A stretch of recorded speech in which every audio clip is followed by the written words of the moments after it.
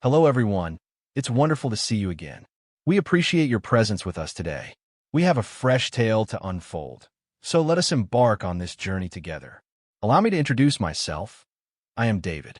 I am a reserved soul who finds solace in my own presence. As an author, I find solace in the long hours of solitude that my work requires, and it feels just right for me. In the act of writing, I discover tranquility, a space where everything aligns beautifully. Are you drawn to social gatherings? It doesn't quite resonate with me. The clamor, the idle chatter, the facade of engagement in dialogues that hold no allure for me. It leaves me feeling empty, so I avoid them whenever possible. Yet, if there was one thing that once held greater significance for me than my career, it was the bond of my marriage. Observe that I mentioned it was in the past. My wife, Lucy, and I have shared many years together. Yet if I reflect deeply, it feels as though we drifted apart from the essence of what it means to be a true couple long ago. We rarely clashed, yet our conversations were few and far between. We simply shared the same space, our lives intertwined in a quiet dance of presence. Somewhere along the journey, the affection we once shared faded into the distance that now separates us. My wife, Lucy, holds a unique place in my heart, vibrant, driven, and effortlessly at the heart of every moment. Her career unfolds in a vibrant, fast-moving world, where her consulting role often appeared to demand her attention more than I could. The late nights at the office became a familiar rhythm for her, with endless meetings and business trips that lingered longer than they should. Initially, I seek to understand through my inquiries. What took you so long? Is there any way you could wrap things up a bit sooner at the office? When will we find a moment to share with each other? Yet the response remained unchanged. In time, I ceased my inquiries.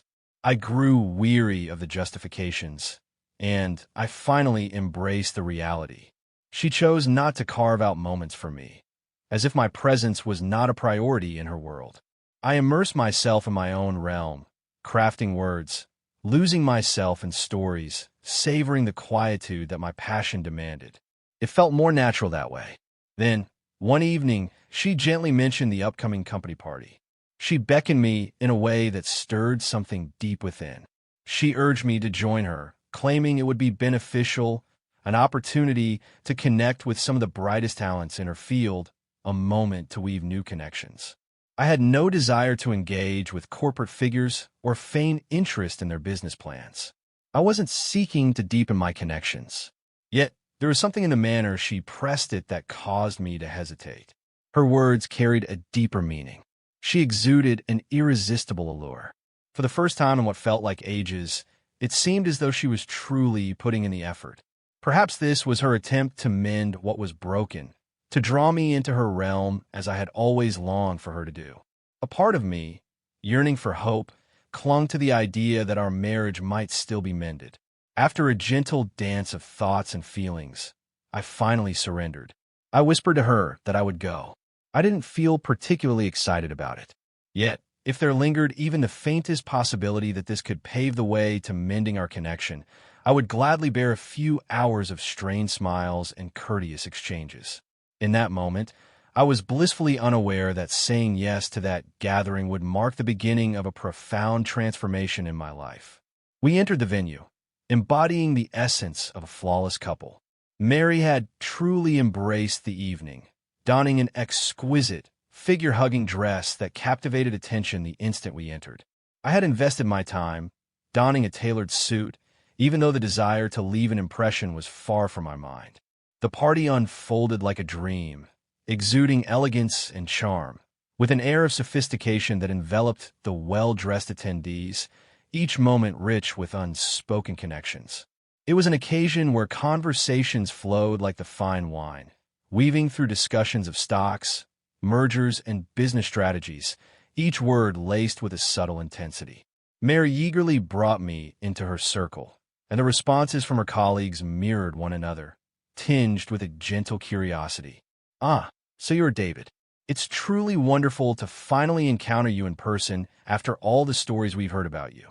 I would acknowledge with a nod, offer a handshake, and share a few warm words. It It was clear that my presence stirred a sense of intrigue. I was an enigmatic figure, a husband spoken of only in whispers, the man who remained absent from the gatherings that brought everyone together. Some of them sought to delve deeper, inquiring about my work, my books, and my perspectives on various topics they believed would captivate my interest. To my astonishment, I discovered myself becoming more involved than I had anticipated. This evening holds a promise of something meaningful. The evening unfolded in a way that was unexpectedly delightful. I won't claim I was reveling in the moment, but I found a certain comfort in the ambience surrounding me. The conversations flowed gently, the drinks were satisfying, and for the first time in what felt like ages, Mary appeared to truly recognize my existence in her realm. I wasn't so innocent as to believe this night would effortlessly mend the fractures in our marriage.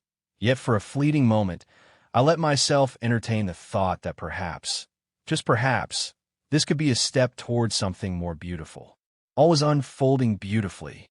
I noticed Mary stealing glances in my direction from time to time, perhaps delighted by my efforts, until the music shifted.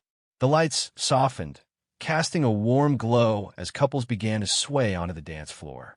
I found myself lost in thought, until my gaze was drawn to a man making his way towards us. He seemed unaware of my presence. He approached Mary with a quiet intensity. "Shall we?"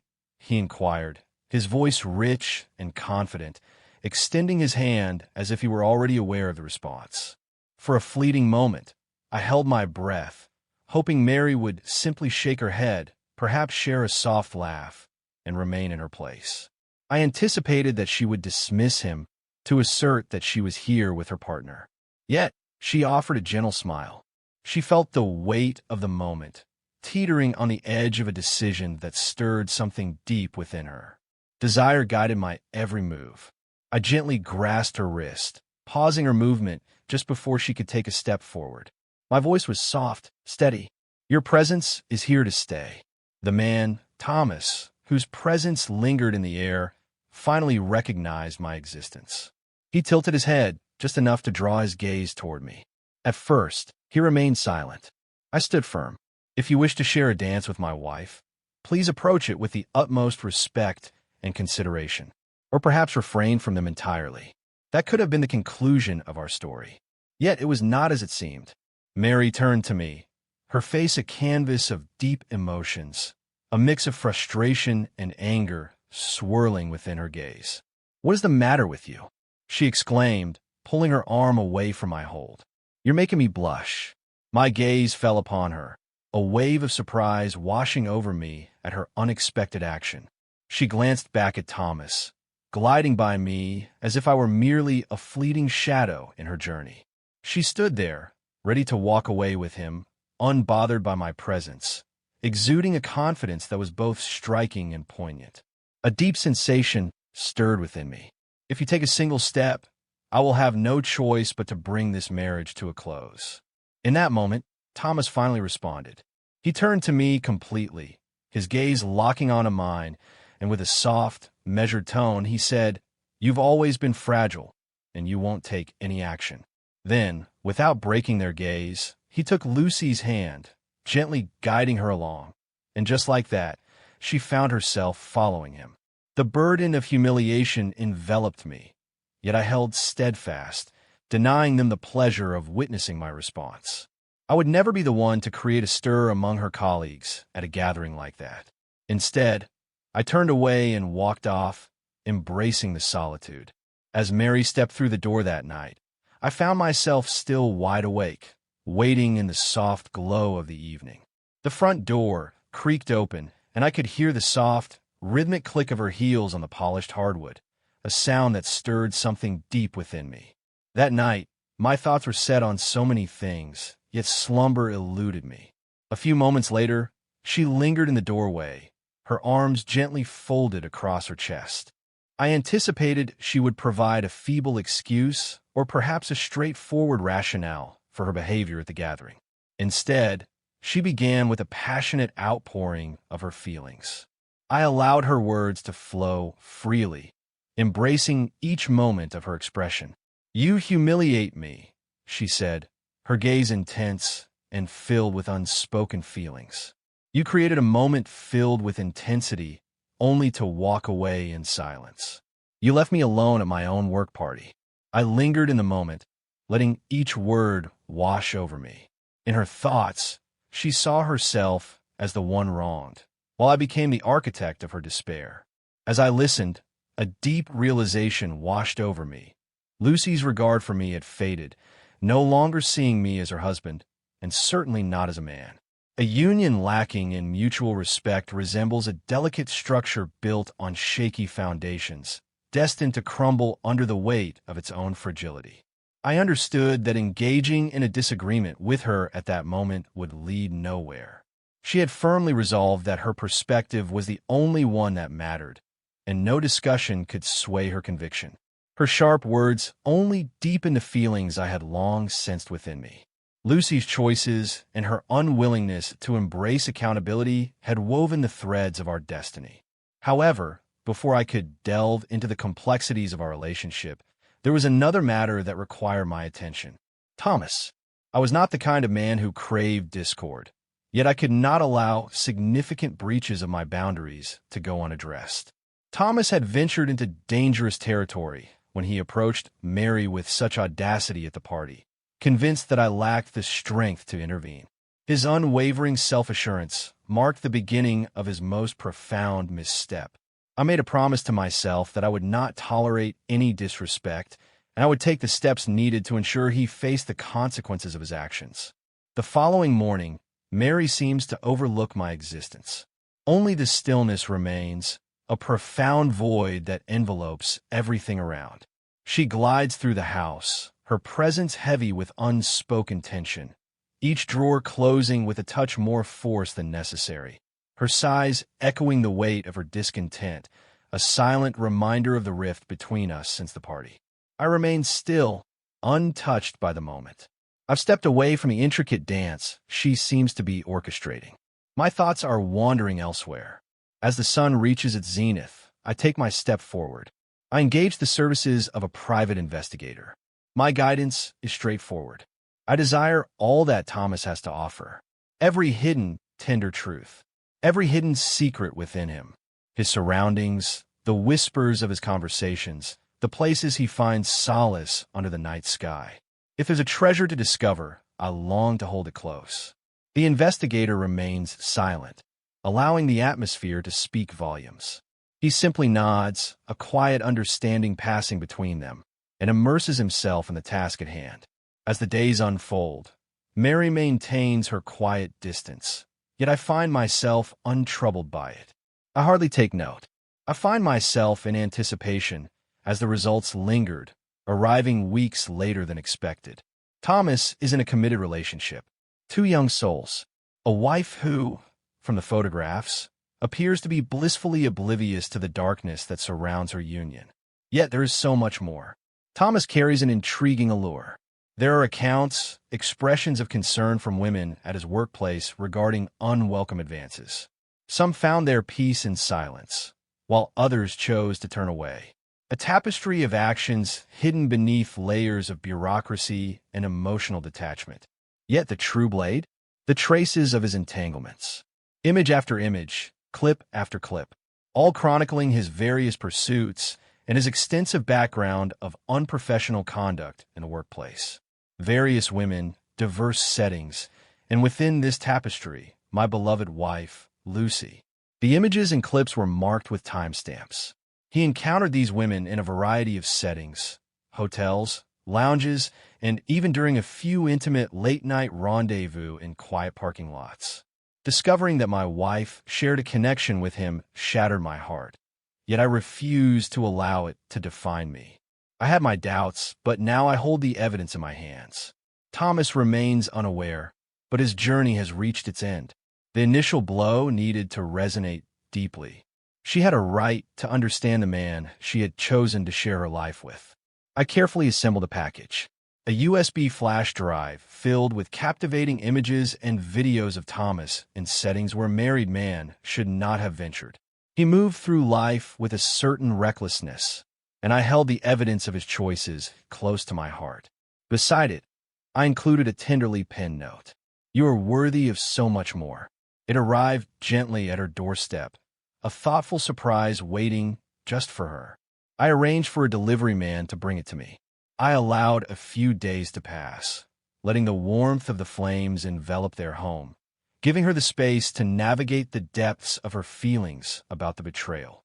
Perhaps she faced him directly or chose to gather her things and depart. I may never find out, yet it doesn't weigh on my mind. That was their struggle to embrace, yet I still had more to unveil. Thomas found himself on a journey that required him to shed more than the bonds of his marriage. Next came his turn.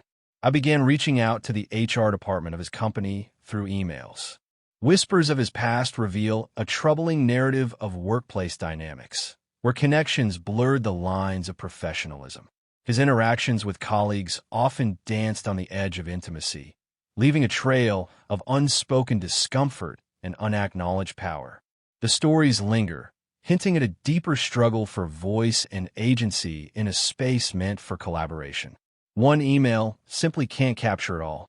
No organization responds to a single grievance. So, I enhanced its presence. I crafted several email accounts, each presenting a unique perspective on the evidence, all echoing the voice of a weary employee, disheartened by the toxic atmosphere that Thomas fostered. The tension had its effect. The company found itself compelled to delve deeper into the matter. The soft murmurs evolved into formal gatherings. Thomas felt the weight of gazes upon him, a dance of curiosity and doubt swirling in the air. After a month of anticipation, the verdict finally arrived. He found himself without a job. And Lucy? She emerged with her own marks of experience. The company placed her and the other women entangled in the office relationship on hold. Perhaps they were still contemplating his fate, or perhaps they were gently urging her to reconsider her decisions. The impact had already taken its toll. On the day Thomas was let go, Mary entered the room, her demeanor heavy with exhaustion. The reason was already clear to me. Thomas found himself without a job, while she faced a pause in her duties. Every intimate detail had been whispered to me by my trusted sources. The correspondence, the inquiry, the ultimate resolution. She remained silent, yet her expression spoke volumes to me. I remained in my seat, observing her from a distance. A challenging day. I inquired, maintaining a serene tone. She let out a soft laugh, her eyes reflecting a weariness that spoke volumes. You truly have no idea. I leaned in just a bit closer. An idea may be forming within me. Thomas has left, hasn't he? And you find yourself in a moment of stillness.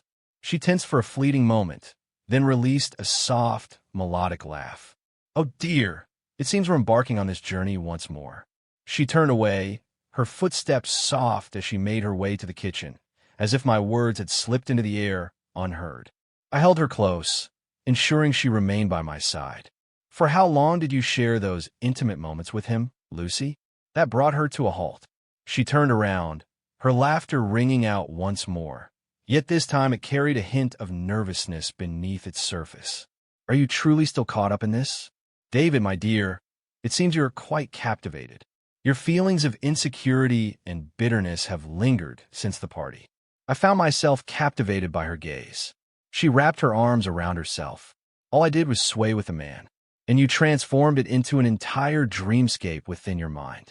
She regarded me with a gaze filled with pity, as if I were a deluded soul weaving tales from thin air. Your reaction that night was intense, and now here you are, playing the role of a detective in a rather cliched mystery. I chose to remain silent. I spoke softly. I gently retrieved the folder from my drawer and placed it softly on the table before her. Images. Lucy's complexion faded, leaving her looking pale and fragile. In that moment, silence enveloped her, leaving her with an unspoken weight that lingered in the air. Then arrived the transformation. The tears, a silent testament to the depths of feeling within. The trembling voice. David, what compelled you to take this path? Her eyes shimmered as she moved nearer, her voice laced with longing.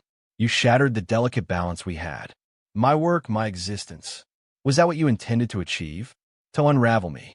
I allowed her to express her thoughts freely. I allowed her to hold me responsible for revealing her secrets, for unearthing what she believed was securely buried. "The divorce papers will be ready soon," I murmured softly. "If that poses an issue for you, perhaps it's best to seek resolution through the appropriate channels." I turned and walked away, leaving her there, enveloped in the aftermath of her own decisions, a poignant silence surrounding her. As we reach the end of this journey, I wish to share with you the insights I've gathered along the way. Some may resonate with my perspective, while others may not, yet these are the insights I gleaned from this experience. Initially, a lack of respect paves the way for deeper betrayals. As Mary stepped onto the dance floor behind Thomas, an unspoken truth lingered in the air, signaling the end of our journey together. It transcended the dance. It was about the significance that moment held. A devoted wife would instinctively defend her husband, ensuring that no other man could intrude upon their bond, particularly in his presence. Her willingness to entertain the thought and ultimately act on it revealed all I needed to understand. Secondly, individuals reveal their true selves, trust in what they share. Mary had been pulling away for some time, even before that evening unfolded.